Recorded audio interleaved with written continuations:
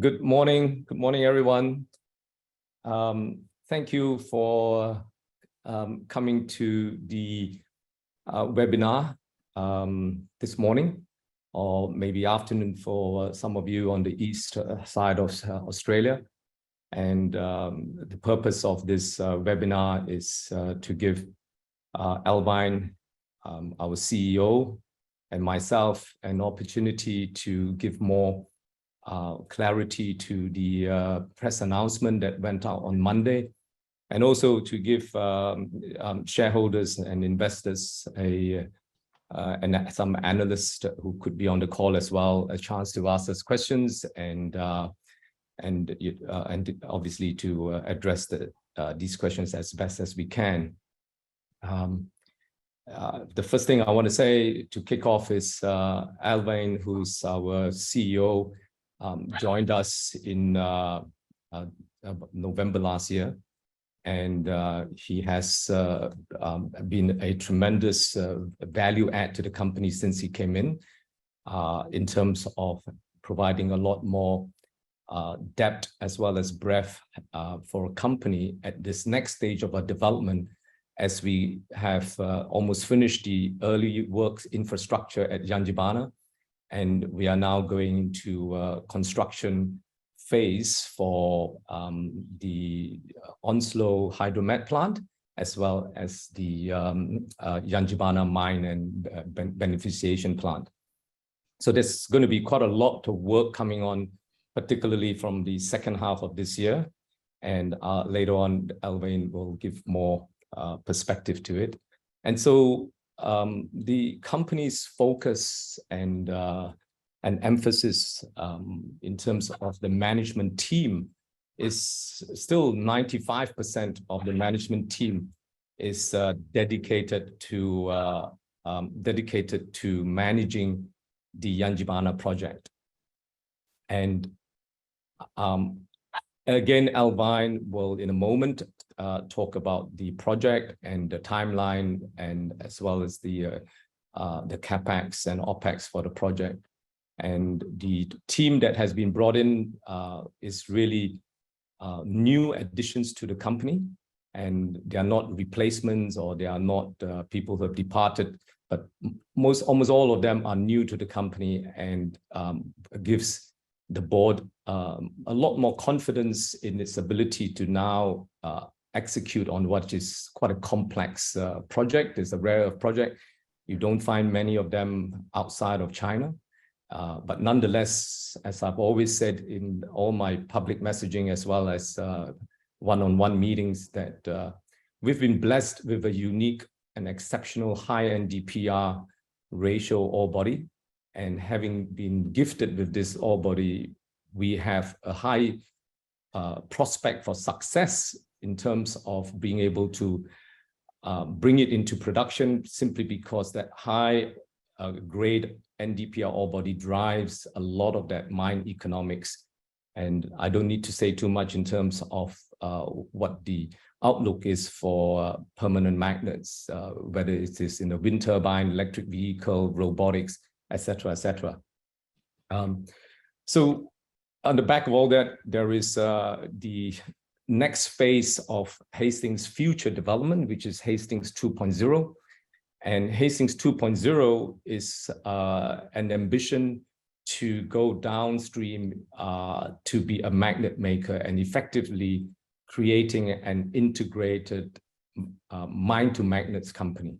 Now, there isn't such an integrated company that exists in the world today, but what I can say is that when we announced the investment into NEO, financed through the $150 million from Wailu, we had a lot of almost unanimous favorable response, positive response, and enthusiastic encouragement that we had the vision to do something like this, and wanting to be bold and be brave, simply because if you understand the geopolitics of rare earth, we don't want long-term Hastings to be a pure commodity company that is exposed to the market, or shall I say, the commodity price fluctuations dictated by politics.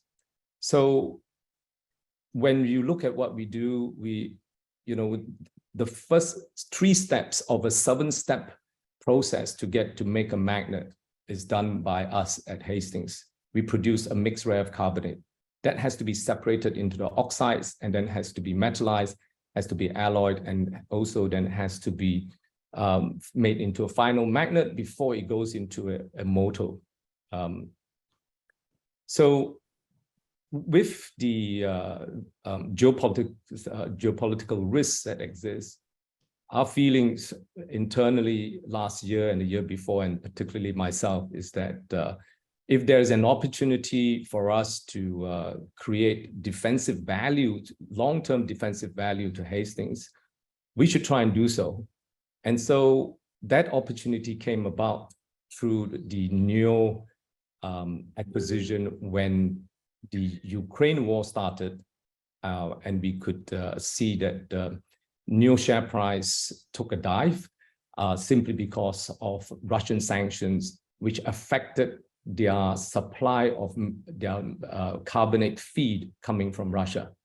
And when their share price took a dive, we felt that there is an opportunity here simply because a long-term existing shareholder, which is a portfolio fund manager called Oaktree, wanted to exit, and they have been selling down their stake from 70% at the IPO in 2017 of NEO all the way to a remnant 23-24%. And when we floated the idea of wanting to go downstream in the magnet business through our investment bank advisor and with various other companies that we met, Wailu jumped at it, and hence they decided to fund us for $150 million, and that resulted in the exchangeable bond. Is a convertible note that is converted after 3 years. At the end of the 3 years, they have the option to convert into Hastings shares at $5.50. And the security on that con note is on the NEO shares. And that convertible note is subordinated to the Yangibana project. So it has, it does not have any first priority. So in other words, it's completely ring-fenced out of the Yangibana project. Hence, the entire funding arrangement for Yangibana is not in any way impacted nor dictated by Wailu. But I can say is that Wailu, now having gotten to know us over the last 6 months, is also very supportive of the Yangibana project. And in being supportive, what I mean to say is that they can see that there is a lot of value in Hastings. They want to see the Hastings 1.0 succeeding, and hence will be looking for opportunities to see how they could fund us as well, both in terms of debt and equity, as well as subsequently when we go further downstream into considering the balance of the 80% of NEO that we do not own. What I can say for NEO at the moment is that we have just appointed Boston Consulting Group. We signed a non-disclosure agreement with NEO just only last week. And so this 2 events allow us now to go into detailed due diligence of NEO, and BCG is going to take the lead on that exercise, which will take about 3 months or 4 months to finish. The significance here, therefore, again, is the fact that if from the due diligence we can have a better understanding of the NEO business and also the valuation for NEO and the opportunities to do business with NEO. So it's multifaceted and multi-dimensional. So I think with this introduction, a little bit longer than I expected myself, we have no influence on the share price, and I'm puzzled myself as to the fact that we have released one announcement after another, and they're all favorable, positive, and announcements that showed the advancement of the Yangibana project, and it just puzzles me why the share price keeps coming down.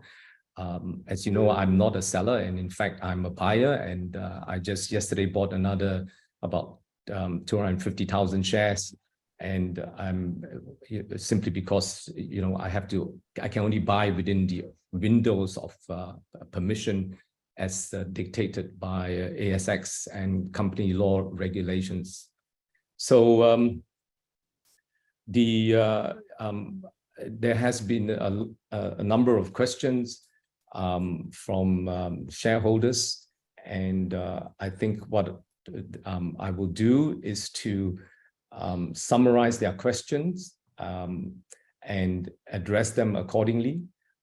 Some of these questions I have already touched on it in my introductory messaging here, but nonetheless, we will go through the questions that we have received one by one. So in total, we have, as of about half an hour, 45 minutes ago, we have 12 questions. Sorry, we have 12 people that have written in, and there are a number of questions from some of them, and a few of them, maybe just one or two questions. So I'll start with Mr.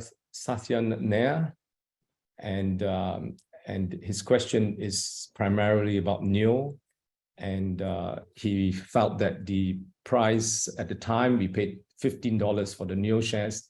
The market price of NEO then was $14.33. He believed that there's some froth built into that share price at $14.33, and Hastings paid a premium to that. I think, Mr. Nair, I will just say that the first comment I'll make is if you look at the share price trading history of NEO over a 5-year period, the share price has typically traded well above $15 over that period, other than the during the COVID lockdown year, particularly in 2020. Going into 2021, the share price traded from $15 to $22, $22.50, I think is about the high. And at the time when we started negotiations with them, which is middle of last year, it was trading, it was trading about $13, $14. As you can appreciate, when you're trying to buy a substantial block of 20%, or in that at the time 22%, it was not possible to buy it at a discount. And I have to say that we are not the only one looking to buy that block. There were other possible buyers. I don't know exactly who they are, although I've since, after having made that investment, a couple of names have been confirmed to me. But there were, at the time, we knew that there were other buyers. And we had Baron Joey as our financial advisor acting for us. And Baron Joey approached them. And it was very clear that the price that they wanted would be a small premium to market. And at $15, it was an acceptable price. It was not overpaying, simply because if you look at the cash flow and you look at the earnings and you look at the results that NEO has announced in 2021,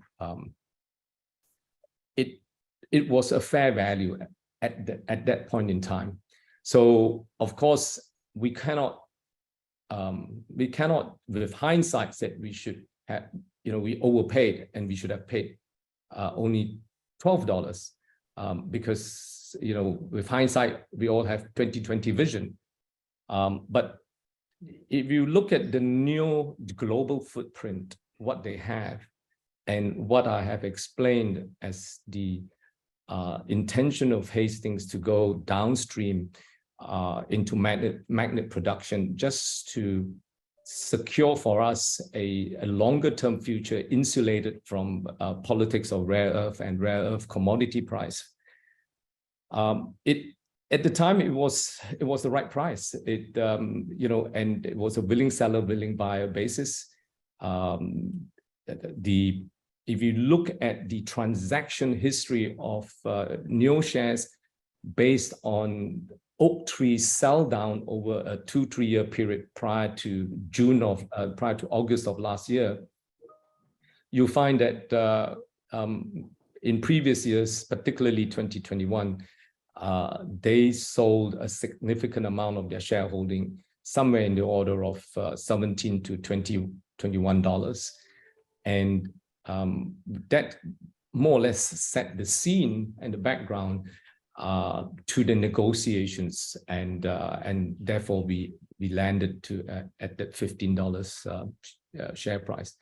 I also want to add that you know, the purpose of wanting to go downstream, as I said, not just the politics of rare earth, but also the fact that the margin that we give up, stopping at step 3 out of a 7-step mine to magnet process, is quite significant, as we have seen, in the sense that if you assume a magnet price at $100, a permanent magnet coming out of a factory gate at $100, and of course that is just a very broad generalization, because there are a lot of different types of magnets and different performance characteristics, etc., etc. But I'm just saying, assuming as $100 for a permanent magnet, NdFeB magnet coming out of a magnet factory gate, by selling just MREC, we are missing out on practically another half, or at least 80% of the additional value that we could capture if we had an opportunity to do so. And the new global footprint that they have in China, Thailand, R&D in Singapore, and the separation plant in Estonia is worth more than the $700–800 million market cap when we acquired the $15, acquired the NEO shares at $15 at you know, about 9 months ago. And if you think that, you know, we were now to go and try and build that capability and the manufacturing infrastructure, my back-envelope calculation would be somewhere in the order of $1.5 billion, and that is not factoring in time to put it together, right? Because, you know, you need to pay regards to the fact that if you want to do something like that, you need to get the manufacturing permits and licenses, depending which country you want to operate from. And also you need to put together the separation plant and the metallizing plant and the alloying plant and the magnet plant. So it's quite a substantial investment. And over and above that, you need to find the customers. And, you know, when you have 0 customers and you're completely new entrant and you know nothing about making magnets, that is another challenge. And so what I'm trying to say is that the lead time is very long. It's very long. And if we were to think that the politics of rare earth is such that much as rare earth prices can be up today, it could be also down tomorrow, because you only have to look back 10 years. When liners came into production in 2014, if not for the Japanese that rescued them, liners would have gone bankrupt in 2014, simply because NdPr price was at $30. So we are very sensitive. We are very aware of the challenges of this industry and this business. it has tremendous potential, but it also has risks, right? Tremendous risks. And so it is up to the management to think and act responsibly, as well as to have as much foresight as we possibly can to build a company that is going to stand the test of the geopolitics of rare earth, the fluctuation of the commodity price, and most importantly, to see the direction where magnets and magnet usage are going, and to position ourselves for the future. And so as the biggest shareholder in Hastings, I am on the same page as you, and I care a lot about Hastings. I've been on this journey for 10 years. God of the Bible has blessed us with this unique ore body, and as far as I'm concerned, I am determined, single-minded to make sure that Hastings progress as a rare earth production company with an ambition to go downstream to create an integrated mine-to-magnet company. And having Wailu in the tent to support us, to work with us, is a huge advantage.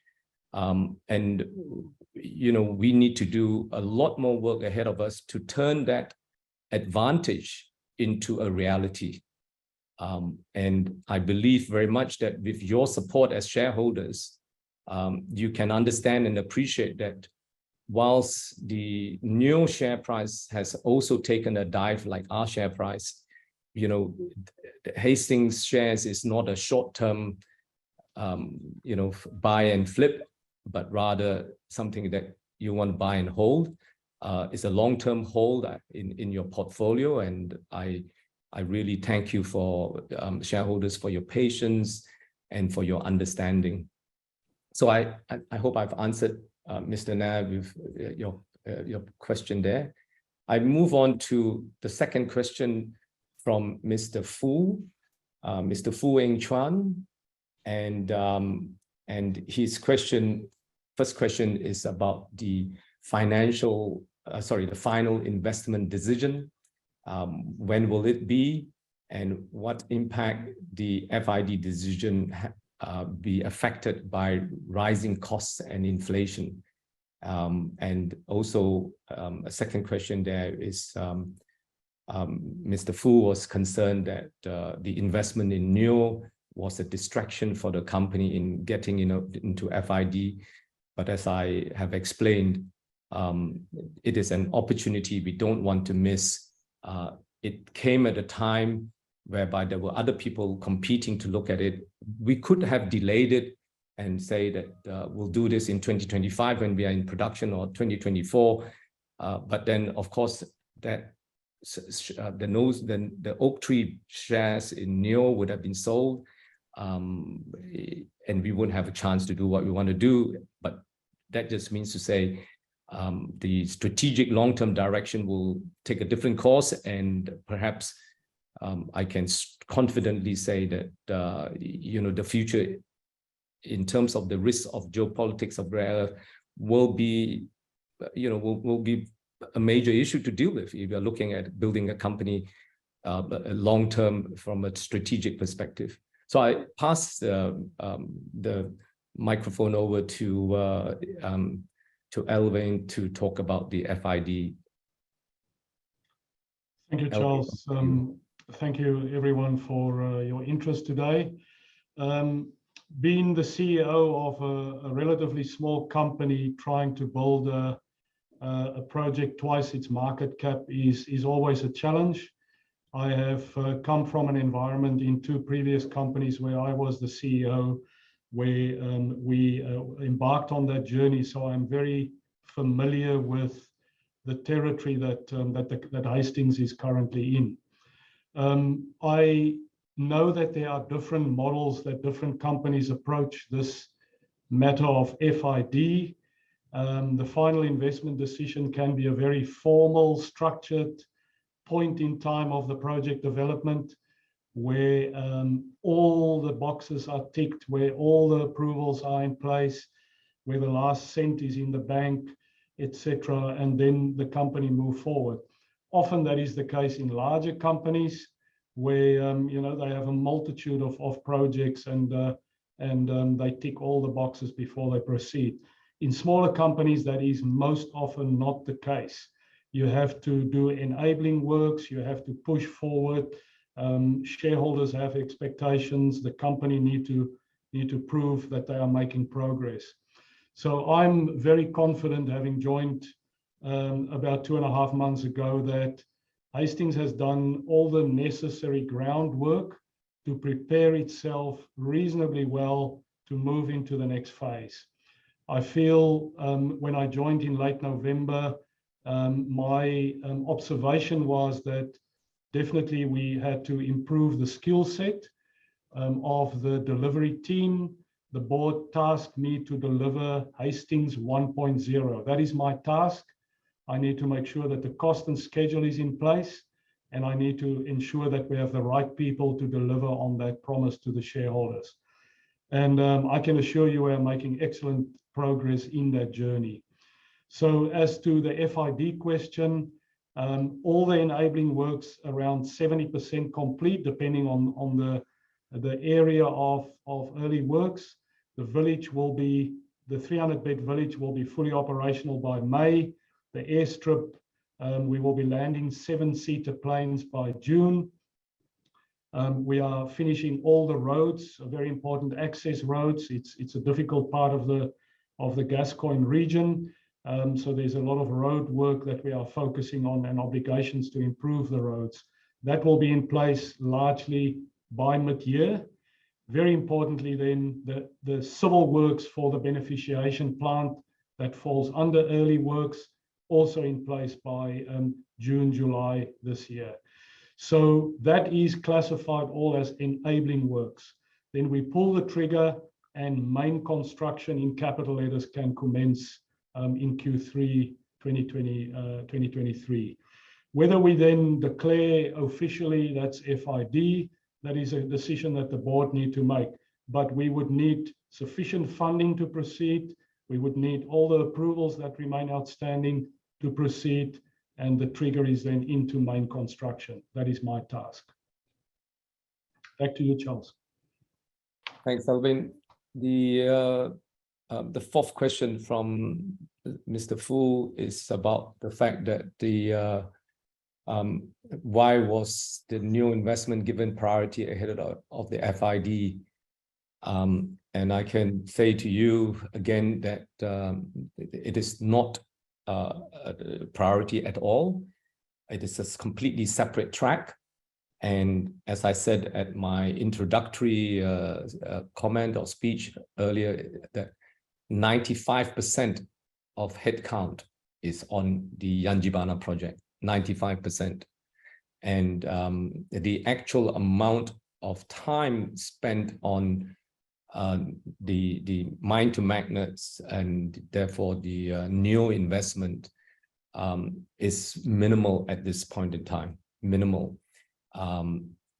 As I said, we've hired Boston Consulting Group to do the due diligence. They have a global footprint and they can mobilize across all the countries in which NEO has a manufacturing or production plant. And so it is a completely separate track. I move on to the next question by Mr. McGregor, Mr. J. McGregor. He says basically asks for a recording of this webinar, and this webinar is indeed recorded and will be available on our website for those who has missed it. And then I move on to another question from Alicia Godwin. She says that the communication to shareholders and the market has been poor. How do we intend to improve on that communication and going forward to ensure share value doesn't continue to drop? I think the answer to that is that this week I interviewed a communications manager that we will be signing to bring on. Alvin, since he came in a company 3 months ago, in strengthening the management team, a communications manager was one of those that we are fully aware that we have to bring in. It was difficult to find the right caliber of person, and what I can say is I believe we found this person to come and join us. So going forward, we are also looking to doing a executive search for a CEO and CFO, and it will also be part of the responsibility of the CFO to have to work with the comms manager in terms of investor and shareholder relations and of course communications. I then move on to another question from Mr. Lau Wing Tat. Mr. Lau has 4 questions. What are the cause of the delay in startup of operations to mid-2025? And I will pass that on to Alvin to answer that question. Thank you, Charles. Yes, Mr. Lau, I believe the current public position released late last year before my term commenced was that production or first product on ship will be early 2025. I remain fairly confident that mid-2025 to Q3 2025 is very doable. The reasons for delay mostly to do with permitting, and once the permitting is in place, which we are all very confident about, but as all resource companies experience, human resourcing is extremely tight at the moment. And it's easy for companies to point fingers at government and complain about long duration for approvals, but the government is also struggling with human resources, and their approvals departments and the EPA, etc., are also stretched to the limits with all the activity going on. So permitting is a big factor, and then in terms of finishing the early works in a controlled, managed way, so that we don't have open-ended contracts, that there's ongoing cost escalation. That was another cause to just make sure that we bring that back into tighter controls. That was another factor of probably a 2 or 3 month delay. Thank you, Alvin. Mr. Lau's second question is the status of the debt financing that Hastings trying to secure and to fund the CapEx for completing the development, construction, and installation of equipment and facilities. And also he has a related question in question number 4, which is what happened to the German Development Bank financing as presented previously. And his question number 3 is, will there be a need for further financing? Okay, so let me give the answer to these 3 questions. We are going, as you now know, we are going through this cost fix, CapEx fix exercise, and in a few months' time, we will have landed on a number that will be what we can say is the budget and the schedule. If we were to take the number that has been preemptively floated out there by Macquarie and Barrenjoey, they have quoted a CapEx number of $800 million. And assuming that their $800 million is right, I'm not saying they're right, and neither am I saying they're wrong, because I don't know for a fact. But assuming that we take 800, what you have probably seen in our latest quarterly announcement that we put out not so long ago, at the end of January, is that we have a cash balance, as I speak, standing at about $150 million. And we've spent, roughly speaking, about $100 million on the infrastructure work, as well as the deposit and progress payment needed for long lead equipment items. And this include the rotary kiln, the SAG mills, the gas scrubber. These are all big ticket items and have long lead production time. NAIF approved facility by the NAIF board is $220 million. Of that 220, 170 million is a senior debt facility and 50 million is the cost overrun facility. So we are working with a few funding sources, one of which is the Export Finance of Australia, EFA, and also with the development of the rare earth industry now being very much more talked about and a number of projects coming up for financing and the stronger commodity price. What was not available 18 months ago is now looking like available as a source of funding from commercial project finance banks. So a few of these commercial project finance banks have approached us and said that they are interested to look again at our project. Of course, a lot of things has progressed over the last 18 months. They need to refresh their memory and they need to get their due diligence team to look at information in the data room. What we are looking for is to have another $200 million to pair with the NAIF 200 million, which therefore, roughly speaking, is 400. So if you start from a 800 million capex, and then you look at the 200 NAIF, 100 in spent equity on the project, 150 million cash in the bank, and that additional 200, you left with a balance of 150 million equity that we will probably need to fund.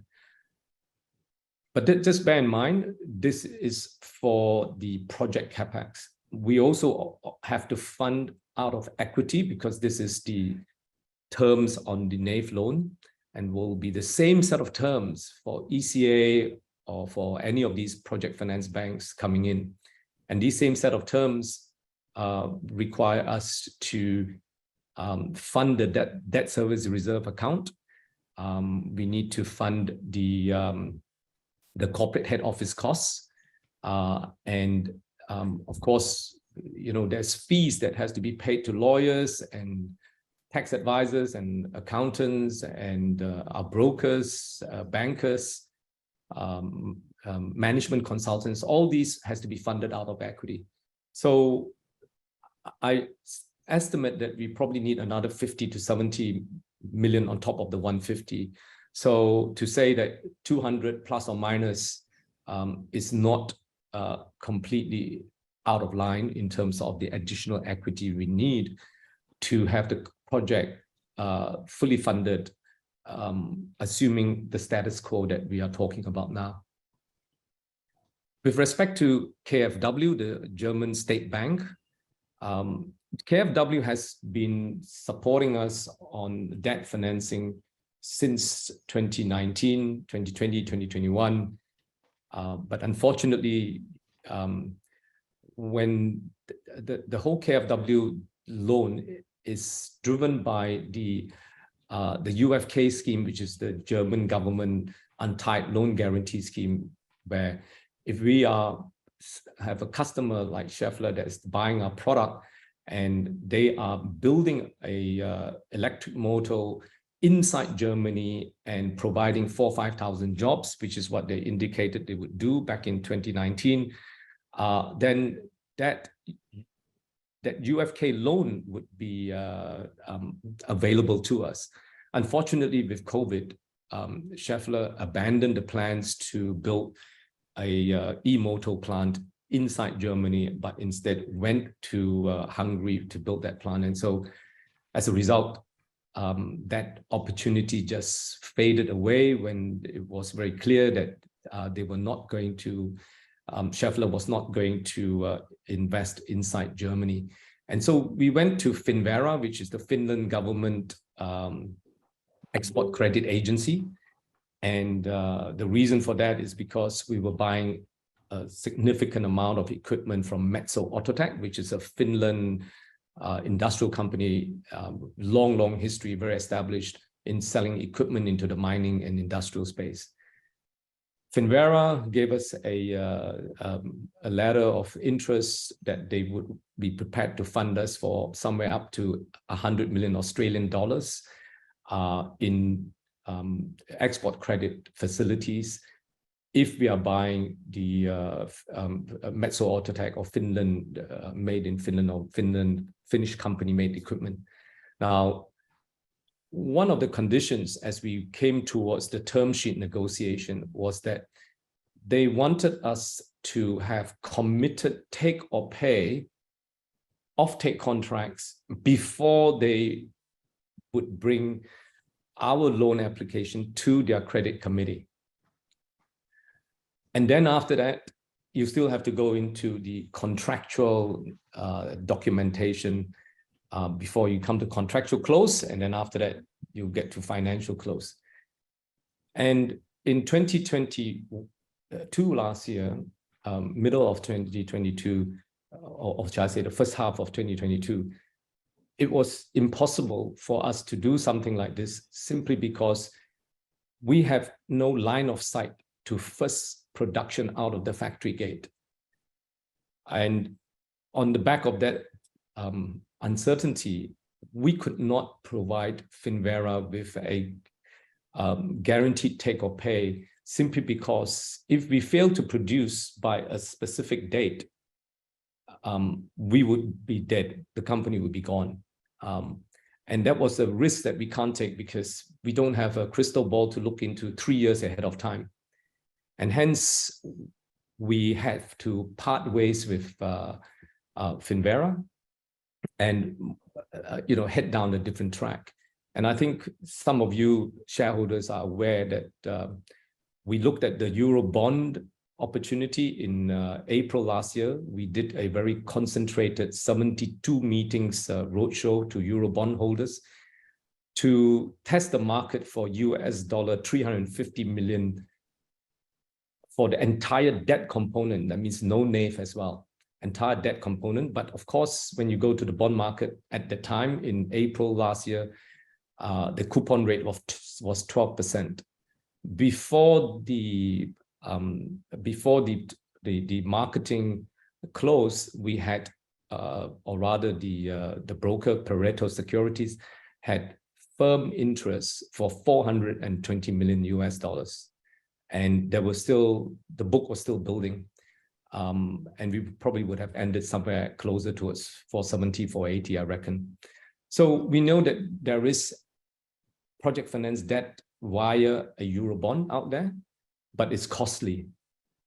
So what we did was that we set aside Finvera, we focused on NAV and bringing the NAV loan up from 140, which is what we announced in February last year, to 220, which is what we got. And then we now are looking at the Export Credit, Export Finance Australia, EFA, and the commercial banks to supplement the NAV loan.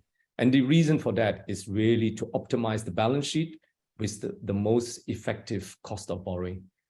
So I hope you understand, there were a lot of reasons and very good reasons why we were not able to head down the track with the with KfW and Finvera when the German government UFK dropped out. I think Mr. Matusik, your question is about the share price and about the CEO credentials. I think you heard that at the beginning already, and we have addressed a lot of that. We have also talked about the timeline and talk about the communications manager. I now come to Mr. Gan T. Jin. Again, your question on funds needed to be raised and how much equity and the project capex. I think all this has been addressed already by Alvin and myself earlier. And I now come to Mr. Spencer, Mr. Reg Spencer. Reg is a rare earth sector analyst at Canaccord. And I will ask Alvin to specifically address his questions, which again quite a number has been already mentioned. Yes, yes, correct, Charles. So you've mentioned the broker reports talking about 800 million. In February 22, Hastings announced a capital cost number of 658. Of course, that's not what they didn't say that is the number that need to be funded, because as Charles explained, there's always additional cost on top of the capex. But 658 was the number. As we've seen in most projects over the last 2 years, significant inflation, industry inflation. So normally there's 3 categories of cost increases in these projects. It's the natural cost inflation that we experience, unprecedented in the last 2 years. There are third-party imposed conditions that lead to capital cost increases, for example, environmental approvals, some main roads, WA, that has certain conditions, neighbors at Onslow that prefer that you do certain things different that add to cost. The third factor normally is scope omissions. So as we keep developing the engineering case, there are definitely some findings where in the past maybe Hastings has underestimated or perhaps overlooked some very important scope elements that need to be added back into the total cost. So all of that will add up to a new cost picture.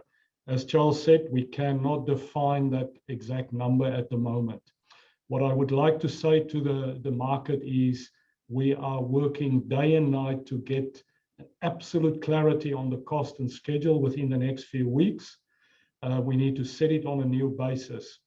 Then we need to carefully consider, is the current contracting model that we have planned in the past to deliver Yangibana, is that still the most appropriate contracting model for us to follow in the next 2 years? And we are having very positive internal debates and positive discussions with contracting parties out there that hopefully will lower the risk of delivery and put a cap on cost increases. So that's all I can say at the moment, but we hope to have news by the end of March on the way forward. Thank you, Alvin. Okay, the next question is by Mr. Jason Keefe. Does the management of Hastings think there could be a merit in appointing a senior engineer? Alvin, over to you again.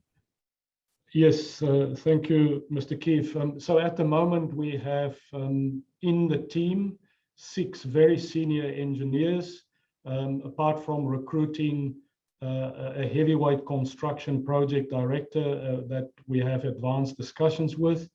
We have a COO who's come out of building other projects.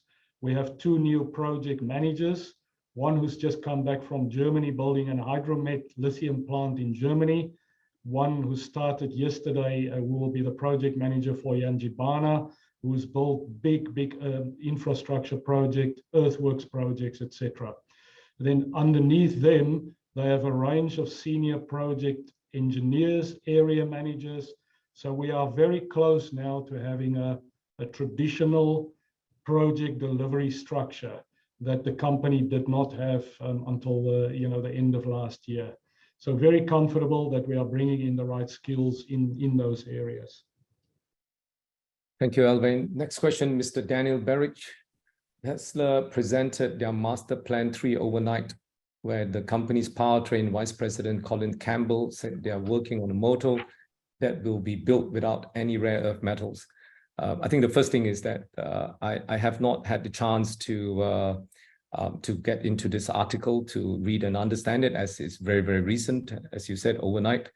And the other answer to this question really is the fact that the installed base for permanent magnets into electrical motors, and not just vehicles, but wind turbines, robotics, smartphones, and domestic electrical appliances, industrial machinery, is absolutely huge. And even if Tesla were to invent something new that doesn't require rare earth magnets in their electrical motor for their cars, it will be some years before something like this gets commercialized, or it will be many years. And all I can say is that, you know, at this point in time, we are very focused to with our Hastings 1.0 and subsequently the Hastings 2.0 strategy. We will learn more about the magnet space, particularly in the light of this article, and we'll be able to comment on it another time. So the next question is from Mr. Andy Border. Andy Border was actually our geologist from 2014 to 2019. Thank you for coming on the call, Andy. Andy worked with Malcolm Mason and myself that discovered the Yangibana ore body. So welcome on the call, Andy. And I'll ask Elvin to address his 5 questions. Thank you, Charles.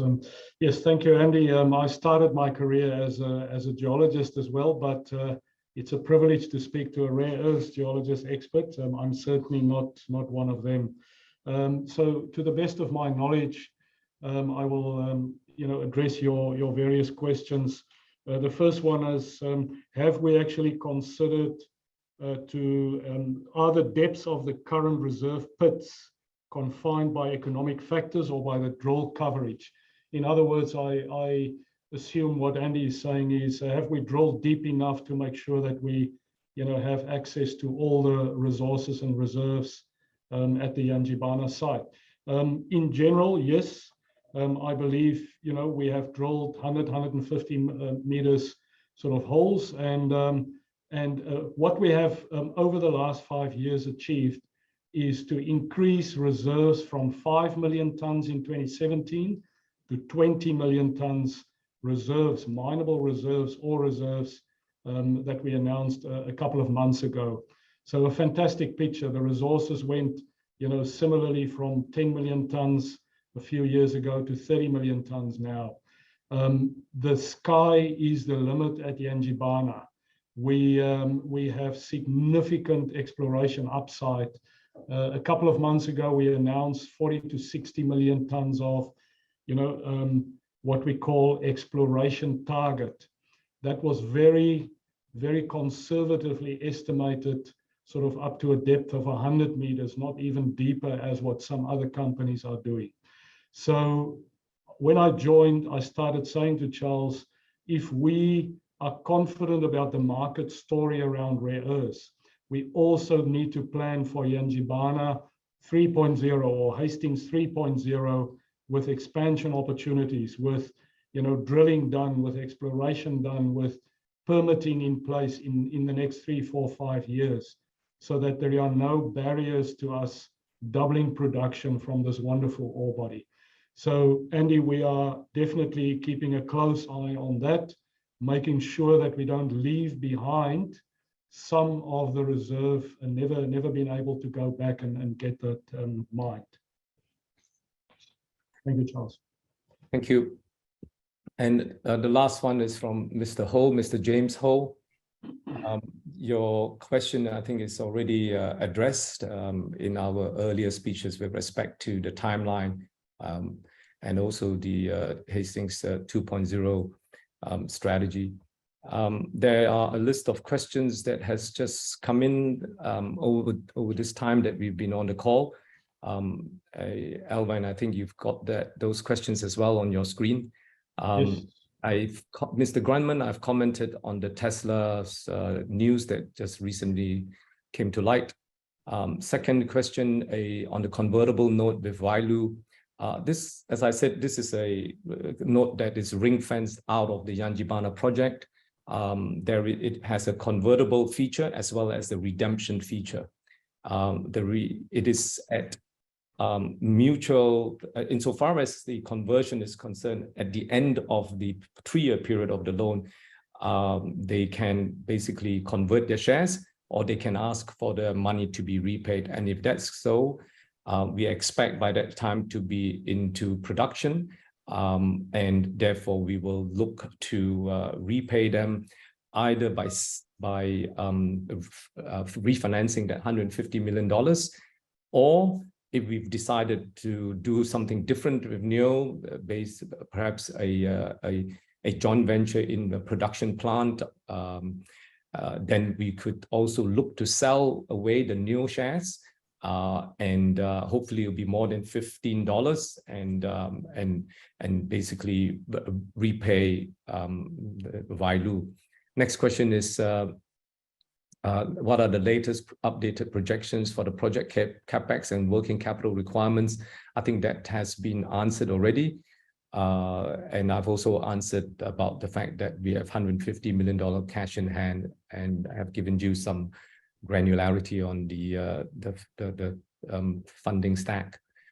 Next question, does NEO have the assets to upgrade Yangibana carbonate into separated oxides? As I said, they have a separation plant in Estonia. That's exactly what they'll do. They'll take our carbonate and separate them into the rare earth oxides.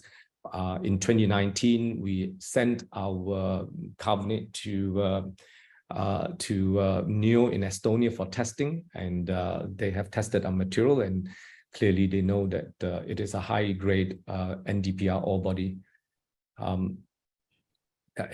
Where does NEO sit in the supply chain, and given that majority of offtake is spoken for?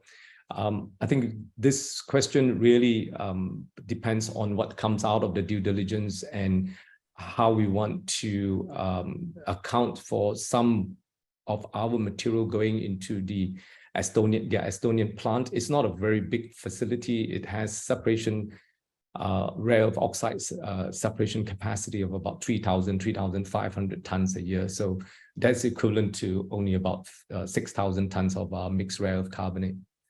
What are the key questions?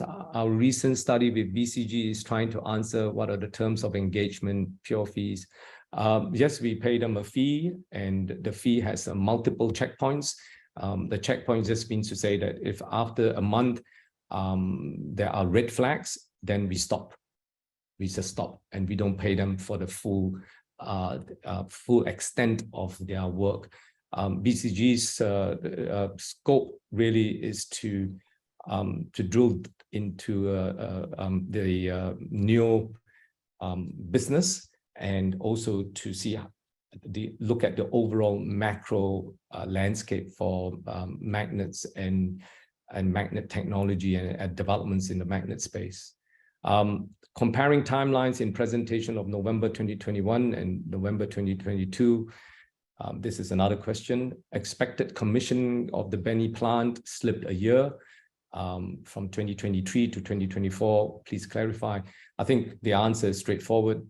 We had COVID. We had 2 years of border closures, lockdown, and it was very difficult to progress a number of things on a on the original timeline. Mr. Nair, thank you. I'm glad that you appreciated the reply we gave you on NEO, and Mr. Nair is a subject matter expert from NEO to get some clarity on extraction or to refinement. I think what you, with respect to this question, Mr. Nair, there are very complex company law and security regulations that controls and regulate how we conduct ourselves. With NEO being Toronto Stock Exchange listed and Hastings as ASX listed. I said earlier that we signed an NDA. That NDA took 3 months to negotiate, and it comes with a standstill, and there are some very complex issues there. And NEO, as I said to you before, we are not the only buyer for NEO. It just happened that we have got our foot, well, we've got a whole leg, one leg into the front door of NEO, puts us in a very strong position. But NEO has told us that there are other parties. They've been advised by Barclays and Paradigm as their investment bank advisors. There is a strict process of engagement, and we are not allowed to talk to anyone in the NEO management without first having gotten permission from their advisors, financial, legal, as well as the company's senior management. So there's a very it's not really just walking into the factory and asking questions. It's extremely complex.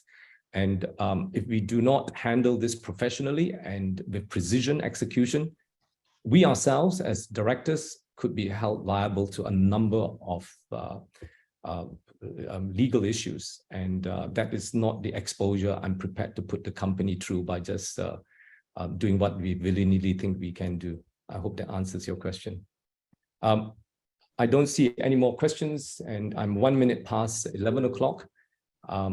If there are no more questions coming in, Mr. Moderator. It's correct. There is no further questions. No further questions? Okay.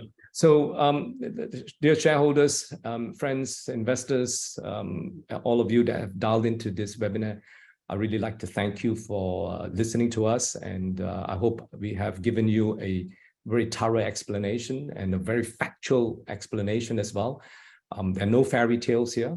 There really are no fairy tales. We are not into telling fairy tales.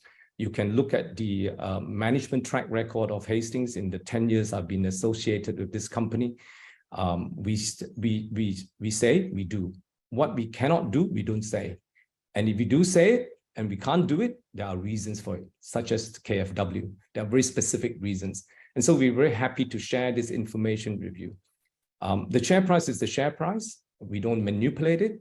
We don't go into the market to buy it anytime we feel like we can, asking our parents or our brothers and sisters or our cousins or nominees to buy it. We don't, none of us in the company, in the boardroom does that. So what I can only say to you is that you got to understand that this is a complex project.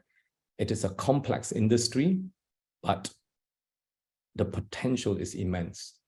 And the opportunity, therefore, is also for us to determine. And we, as a management team, are very conscious of the fact that everyone in the management team are conscious, committed to execute the project with precision and not to slip. Now, that doesn't mean it's a guarantee. All it means is that we're doing our best to protect the interests of shareholders, because I myself is the biggest shareholder still in this company. I still am. So whether we take debt money from EFA in the commercial banks, or we take it from the Euro bond market, or we take it from Wailu, all this will become clear in the course of time. Meanwhile, we are progressing. We have $150 million cash in the bank. We have a strong management team. Alvin is the captain of the ship for the project execution. And the board has every confidence in his ability and capability, and also all the senior managers that we have brought into the company. So I think from this webinar, I hope that you don't see us as a sinking ship, but instead see us as a ship that we're going to put on a few more superpower engines in our engine room over the course of the next few months, and that you'll continue to join us on this journey with the belief and ambition that we will be the next rare earth producer in Australia ahead of everybody else. Because as you can see, it's not easy to execute on so many different issues in building a mine and coming into production. Thank you very much.